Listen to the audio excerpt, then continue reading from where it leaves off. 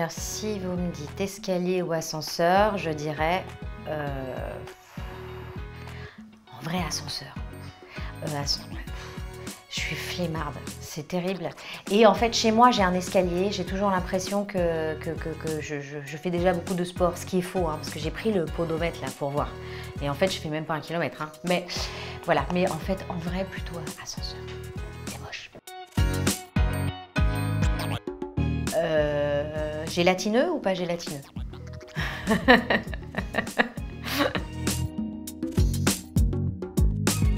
Je ne suis absolument pas fan de régime, par contre je suis toujours au régime. Et c'est compliqué pour moi de faire des régimes parce que je mange très mal. Et parce que j'aime effectivement les fruits et les légumes qui ont plutôt un aspect de bonbons qu'un aspect de fruits et de légumes.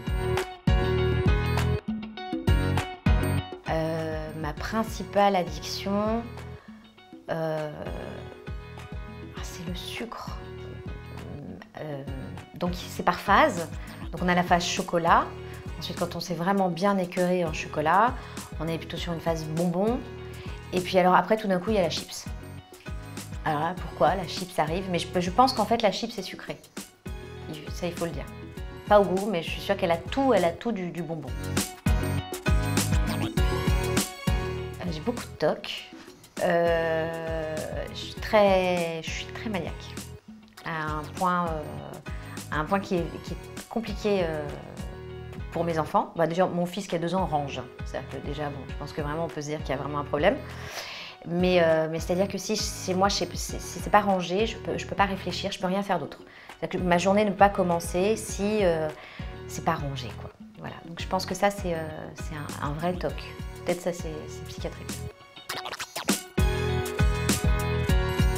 Alors tout ce qui est rampant, volant, et qui n'est a priori pas invité chez toi, mais qui s'invite chez toi. Type mythe, souris, cafard, araignée, mouche. Ouais, voilà. Mon secret santé, c'est le sommeil. Je dors énormément, mais encore pas assez. J'ai besoin de beaucoup de sommeil. Et j'ai l'impression qu'il n'y a que ça qui me permet ou d'arrêter de réfléchir, ou d'arrêter de ranger, ou d'arrêter de manger.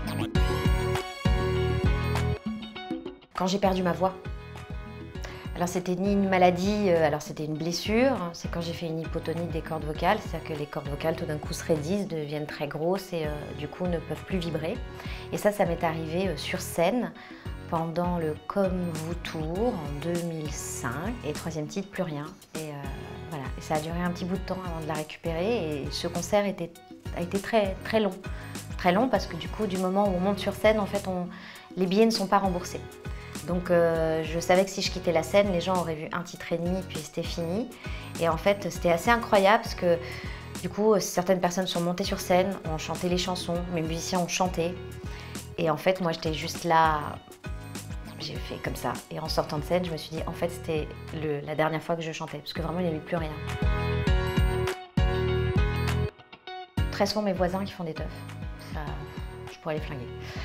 Mais ils le savent, hein, parce qu'à chaque fois, je hurle dès qu'on passe une certaine heure. Et donc, il y a ça. Et non, ce qui m'empêche de dormir aussi, c'est parfois... Mon travail, parfois, ça m'empêche de dormir. Et c'est pas bien, parce qu'en fait, c'est pas grave.